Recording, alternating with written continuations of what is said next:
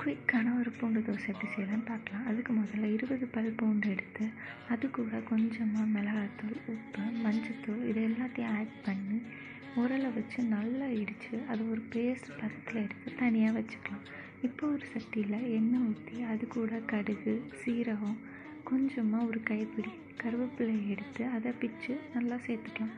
இப்போ எல்லாம் பொரிஞ்சதும் நம்ம இடித்து வச்ச பேஸ்ட்டையும் அதில் ஆட் பண்ணி நல்லா ஒரு 5 மினிட்ஸ் வதக்குனதும் அது நல்லா எண்ணெய் பிரிஞ்சு நம்மளோட பூண்டு சட்னி ரெடி ஆகிருக்கும். இப்போ ஒரு தோசை கல்லில் நல்லா ஊத்தாப்பம் பதத்தில் ஒரு கட்டியான மாவு எடுத்து கொஞ்சமாக ஒரு தோசை ஊற்றி அதுக்கு மேலே கொஞ்சம் வெங்காயம், அதுக்கு அப்புறம் கொஞ்சமாக கேரட் இது எல்லாத்தையும் நல்லா ஸ்ப்ரெட் பண்ணி விட்டுட்டு நம்ம ரெடி பண்ணி வச்சுருக்கிற அந்த பூண்டு சட்னியை எடுத்து நல்லா அதில் ஸ்ப்ரெட் பண்ணி விட்டு நமக்கு ஏற்ற மாதிரி எண்ணெயோ இல்லை நெய்யோ எடுத்து தோசை மேலே ஊற்றி பிரட்டி எடுத்தால் ஒரு சூப்பரான தோசை ரெடி ஆயிரும்.